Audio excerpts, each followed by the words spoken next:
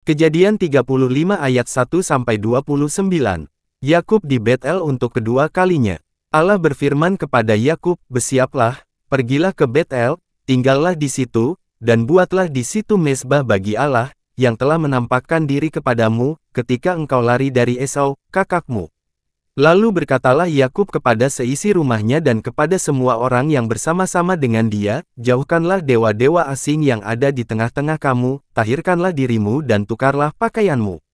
Marilah kita bersiap dan pergi ke Bet-El, aku akan membuat mezbah di situ bagi Allah, yang telah menjawab aku pada masa kesesakanku dan yang telah menyertai aku di jalan yang kutempuh."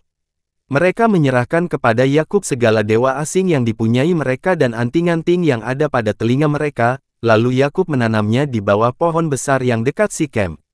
Sesudah itu berangkatlah mereka, dan kedahsyatan yang dari Allah meliputi kota-kota sekeliling mereka, sehingga anak-anak Yakub tidak dikejar. Lalu sampailah Yakub ke Luz yang di tanah Kanaan, yaitu Bet-El, ia dan semua orang yang bersama-sama dengan dia.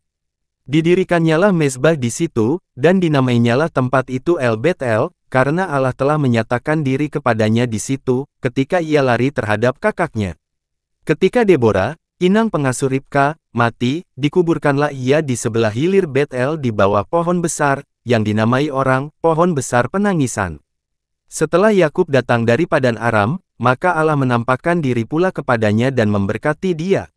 Firman Allah kepadanya, "Namamu Yakub, dari sekarang namamu bukan lagi Yakub, melainkan Israel, itulah yang akan menjadi namamu."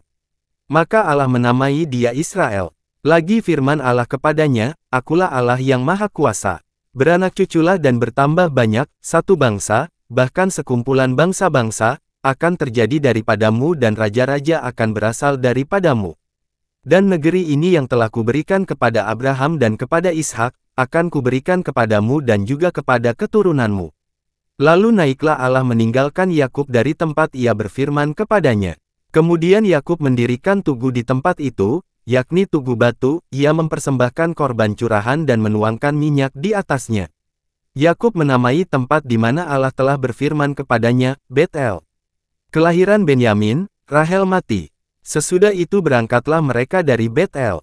Ketika mereka tidak berapa jauh lagi dari Efrata, bersalinlah Rahel, dan bersalinnya itu sangat sukar.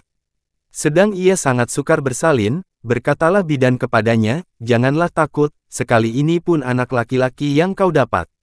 Dan ketika ia hendak menghembuskan nafas, sebab ia mati kemudian, diberikannyalah nama Ben-Oni kepada anak itu, tetapi ayahnya menamainya Benyamin. Demikianlah Rahel mati, lalu ia dikuburkan di sisi jalan ke Efrata, yaitu Betlehem. Yakub mendirikan tugu di atas kuburnya, itulah tugu kubur Rahel sampai sekarang.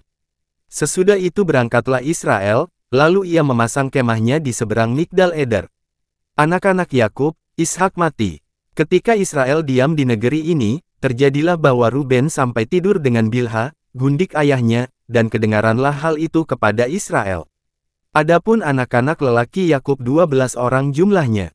Anak-anak Lea ialah Ruben, anak sulung Yakub, kemudian Simeon, Lewi, Yehuda, Isahar dan Zebulon.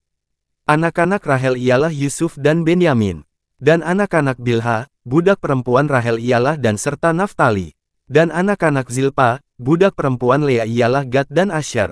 Itulah anak-anak lelaki Yakub, yang dilahirkan baginya di Padan Aram.